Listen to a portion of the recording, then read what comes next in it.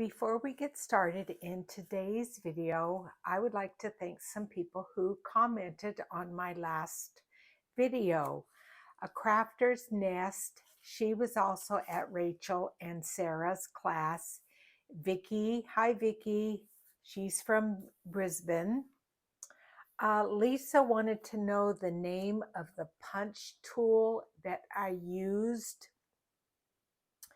at Fleur Wood's class, and I'm sorry I took the package and threw it out, but it says SKC there, and then I'm sorry, I don't know, but that's what it looks like. Lynn is also an Aussie girl. Natalie, her hometown is in Melbourne, and Teresa is a new subby. So thank you for your comments. I really appreciate it. So I'm finally able to get back to my Renaissance journal. And so I'm not sure why I had cut this chipboard so wide, but I don't need it that wide. Here's my pages, and I've kind of stacked them all up together. And so as I lay them on top of my chipboard, I've got way too much room. I've showed you this tip before where I changed the blade and only use a certain blade, and I have it labeled chipboard for this cutter.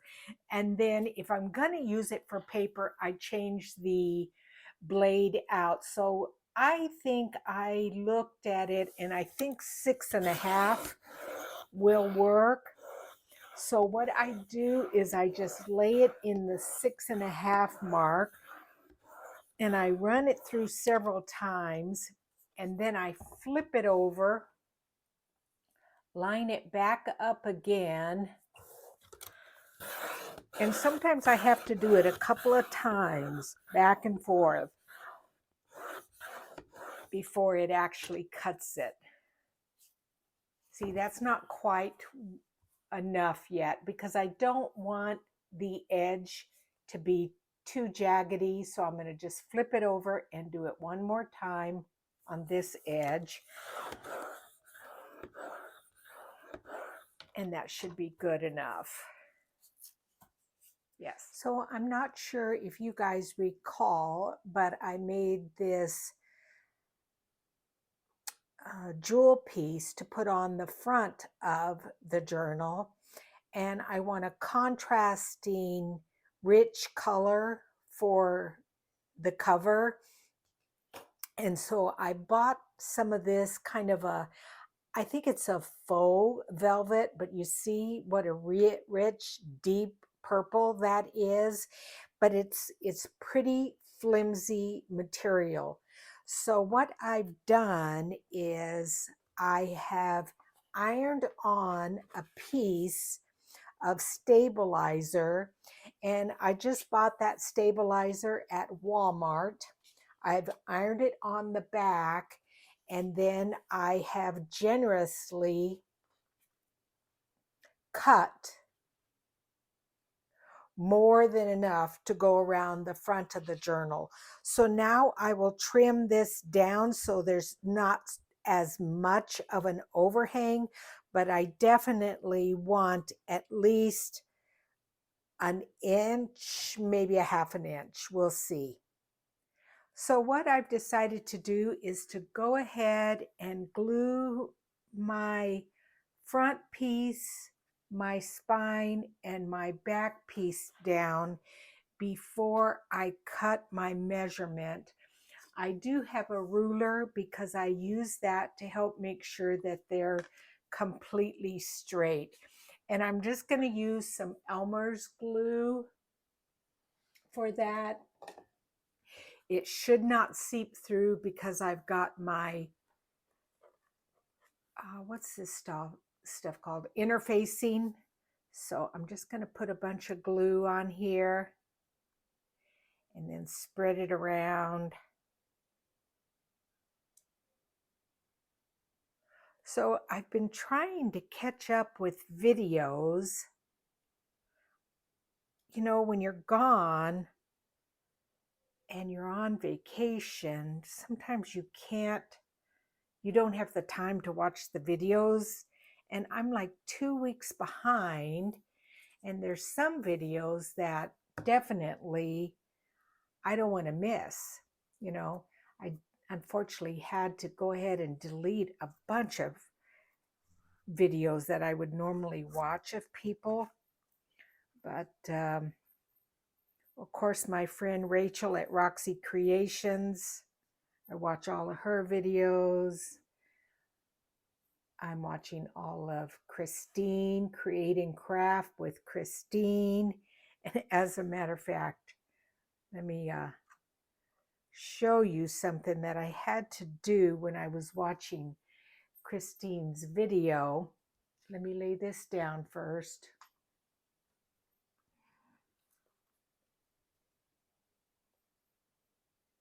The first one, it doesn't matter if it's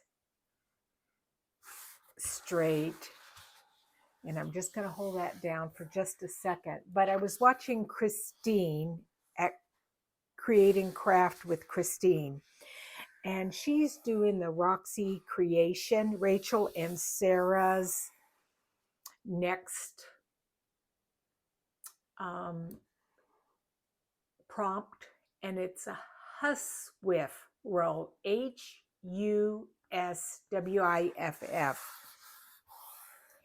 It's a roll for sewing. Google it, you guys. But I wasn't going to do one. And because I've got 2 other projects that I'm trying to complete, the treasure hunt one, and I still have the Annbrook 52 tag challenge that I'm working on to be able to, you know, have that in a book. But anyway, so I wasn't going to do the Huswiff roll. And then I realized, you know, I travel so much. And I do like to take sewing with me when I do travel. And so I thought, oh gosh, I need to make one. So anyway, Christine was making a place to hold her scissors. And like I said, I'm going to show you it in just a minute. And it was such an ingenious idea that I thought, oh, I better quick make it right now. Because you know, sometimes when you're watching videos, you see an idea that you want to do and you forget about it. So I thought, I'm going to do it right now so I don't forget it. Let me lay this here. And what I do is I put my ruler up against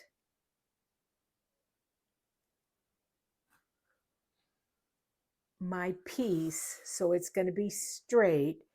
And then I lay my next piece, my spine next to it.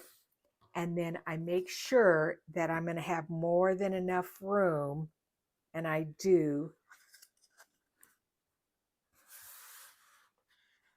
for it to open and close. Okay, so while that's drying, I'm going to show you. So I had 4 of these little, somebody told me they were to hold wine glasses in. I don't know. I had gotten 4 of them from, I think it was from Jean.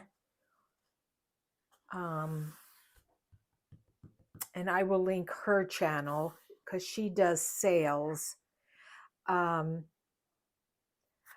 Christine made this thing to put in your Huswiff roll for your scissors. Now I think that's down a little enough that I can stop for just a minute. But so what I had to do is I put a piece of cloth in here, some of my Italian hemp that I bought in Italy.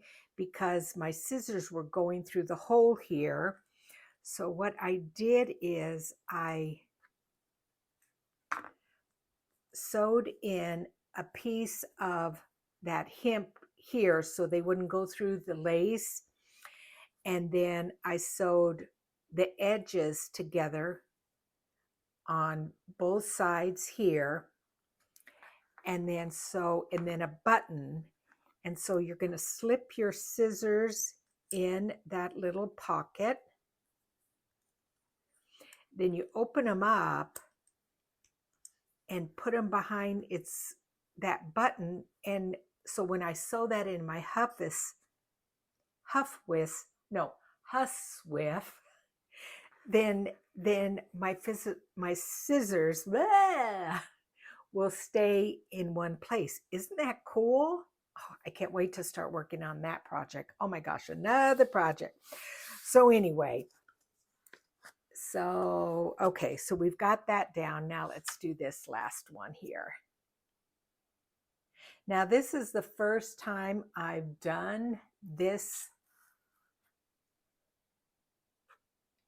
type of journal cover where you use the stabilizer. I got the idea from Sheila Ginrich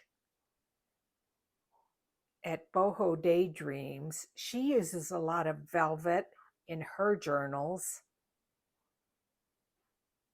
And since I wanted this journal to be like very rich, Renaissance, I thought, oh, I need to buy some velvet. And she showed me how to do this, where you put the stabilizer and then whatever glue you're using is not going to seep through on your fabric. And it makes your fabric more stiff, a lot more stiff.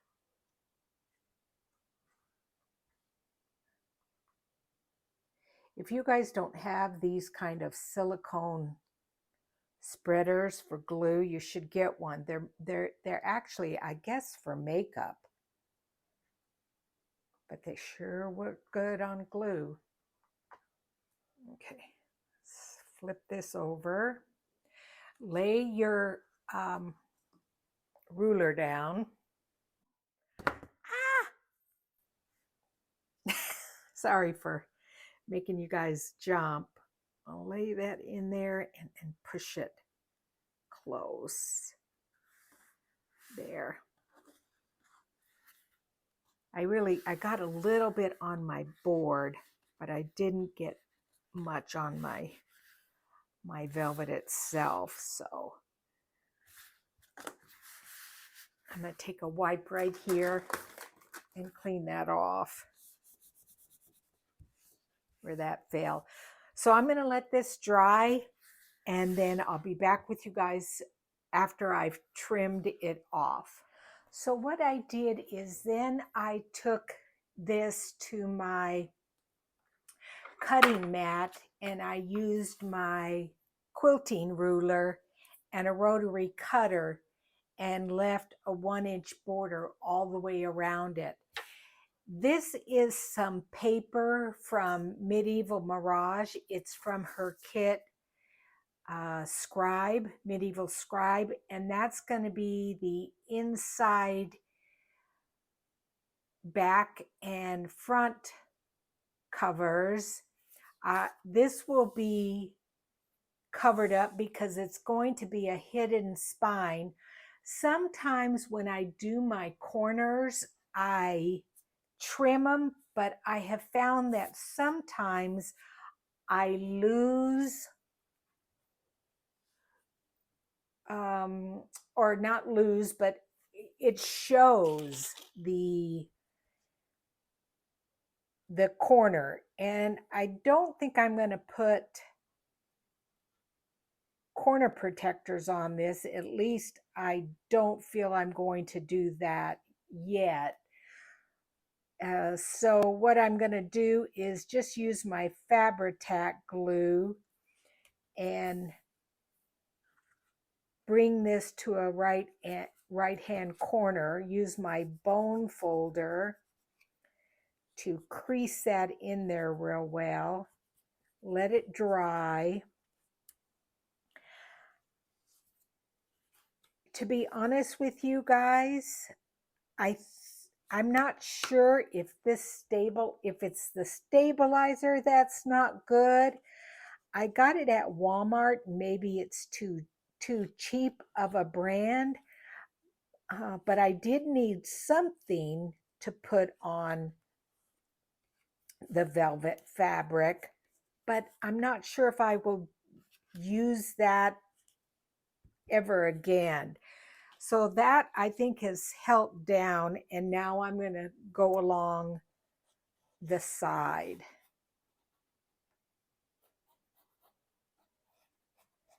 This is the bottom. Put a little bit of Fabri-Tac right there, kind of underneath there. I like to have it along the edge, up through here a little bit.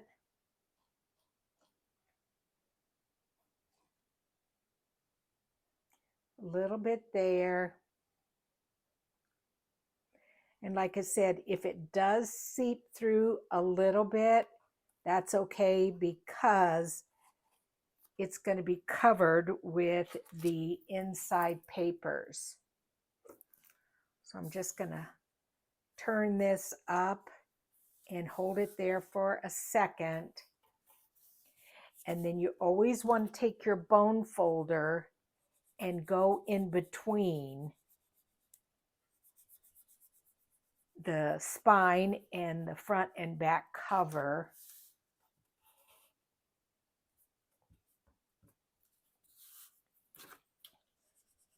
And hold it down.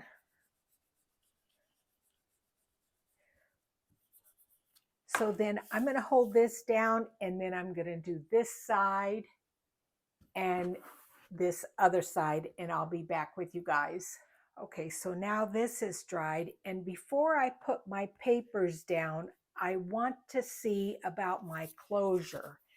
Now, this is the front, and I don't want it to be this stark. So I found this piece of lace. I believe this is from my friend Jessie at Vintage Studio 717. And so remember, I told you this was going to be the closure. I found some sari silk in my stash with variegated greens and purples, and I'm going to use that as my tie. But I need to put down this lace over the top. Before I do it, because I'm a little nervous about it seeping through, let's do a little experiment. I have just a piece of green velvet, the same, and I have some of the lace that I cut off, and it seems like Fabri-Tac works the best, but I just don't know. I wish I would have sewn it on the velvet, like slow stitched it prior to gluing it down. But let's just add a couple of little dollops of the Fabri-Tac here and there and leave it and see if it seeps through, because I don't want to ruin it. So it kind of looks like it might be okay, but let it dry for a minute, and then I'll lift it up and see, make sure it's secure.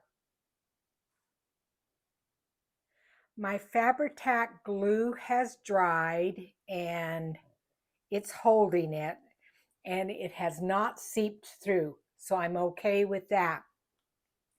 But as I was sitting there waiting for it to dry, I thought, okay, I need to maybe go ahead and stitch in the sari silk to the lace so that, let me just pull this up a little bit, so that, sorry, got a pin in my mouth, so that I don't have to worry about glue seeping through the sari silk as I attach it.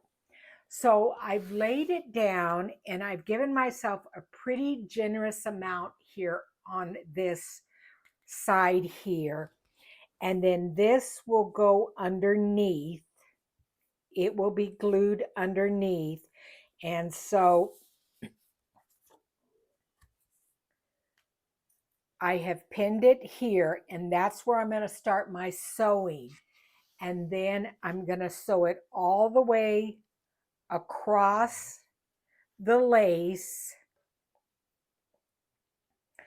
and stop here. Now it's not attached to the journal, so I'm going to take it to my sewing machine like this and sew from there to there. Okay, so I sewed along here. I maybe could have sewn a little bit further because I kind of have it off center.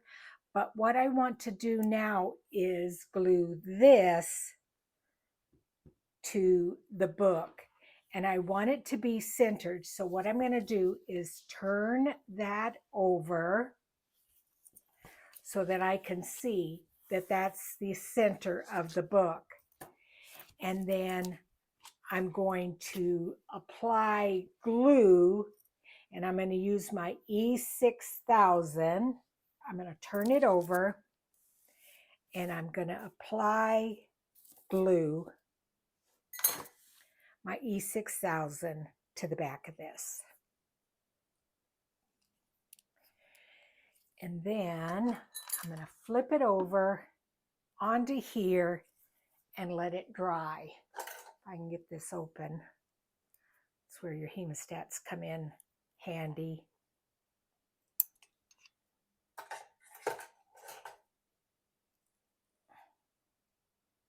Okay, so we're just going to put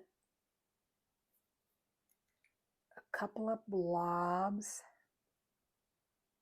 hoping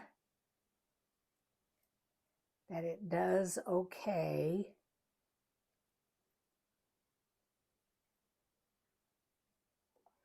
Okay, I'm going to stop with that. I'm going to lift it up. I'm going to kind of take it, hold it, bring it over to the top and plop it down. And I think I'm going to be okay. Ooh, I need to come down just a tiny bit because my fabric, my lace, but I can see that that's pretty centered. That's okay.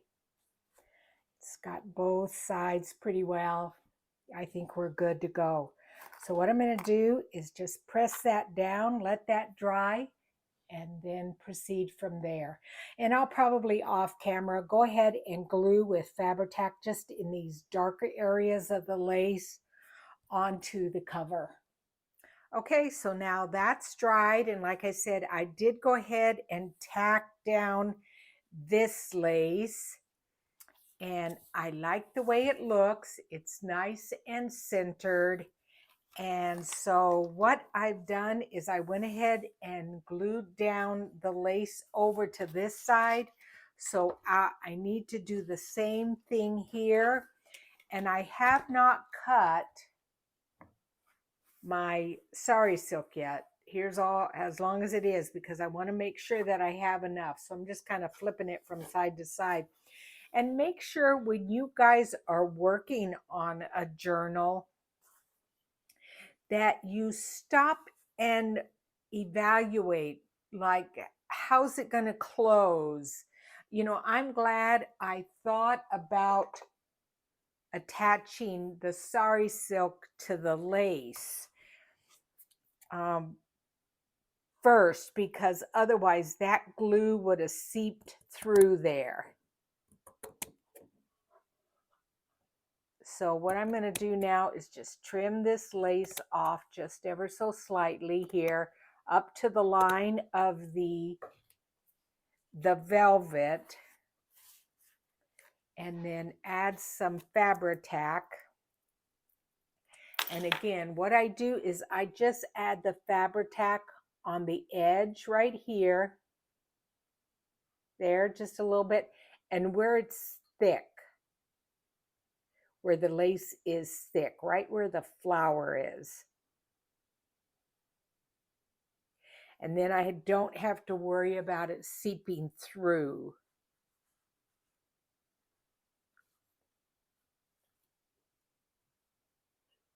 And I guess it doesn't matter a lot just because there is going to be a piece of paper over it. Just do that. Maybe a tiny bit there.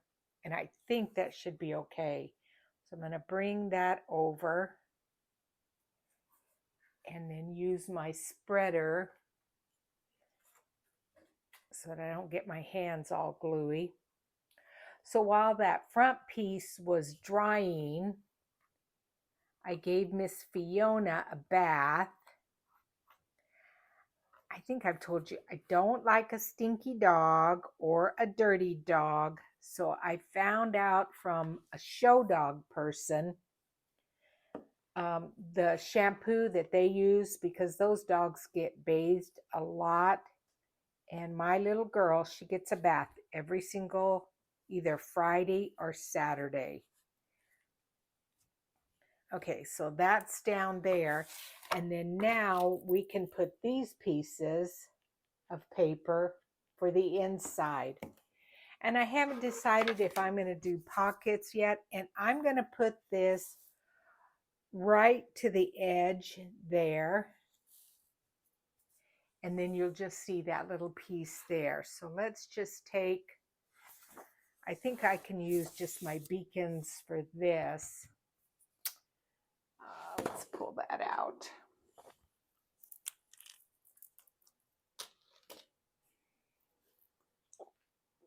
Yeah, so she got a bath, and then we lay down and took a nap. Now, when I take a nap, it's not a 20-minute nap. I need a couple hour nap. So I laid there for a little while and read,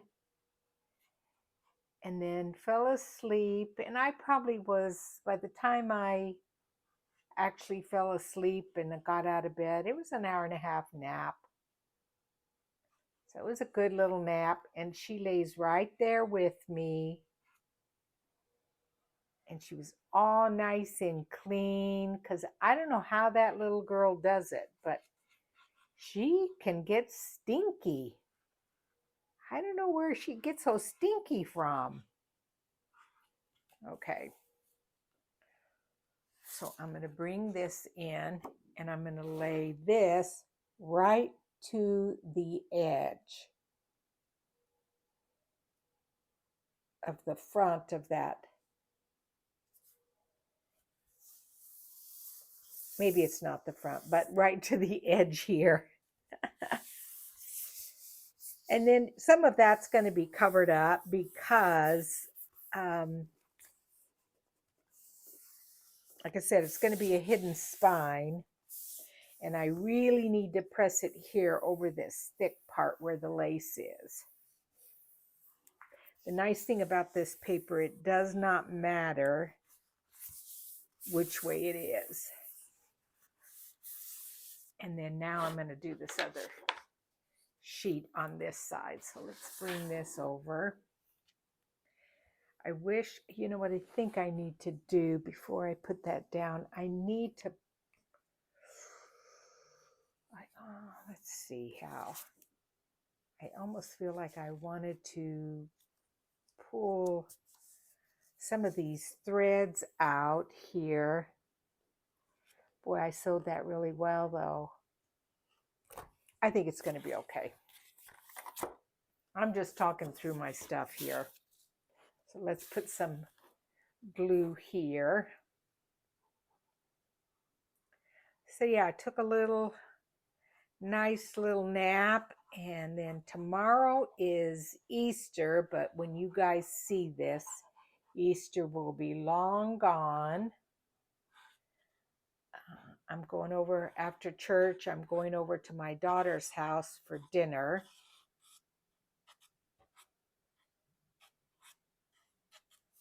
And of course, Miss Fiona will have to go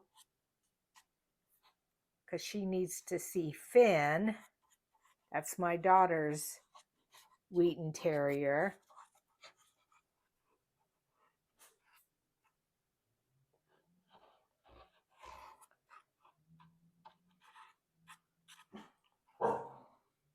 There's nobody here, little girl.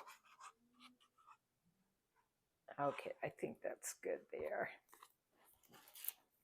I need to refill my bottle.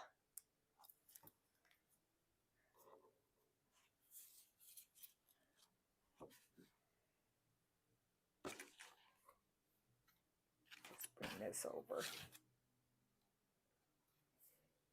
And I'm just going to line that up right there.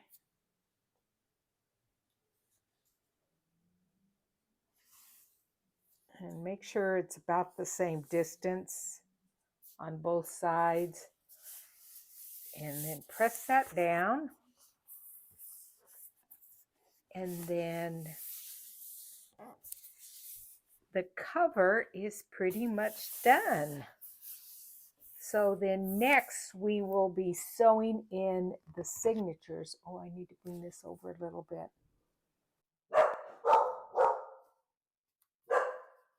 I think it's okay. So next we'll be sewing in the signatures and the hidden spine. So I'm pleased with this. Very pleased. So anyway, thank you so much for joining me. I appreciate each and every one of you. And I will see you again soon as we finish up this Renaissance journal. Thanks and bye-bye.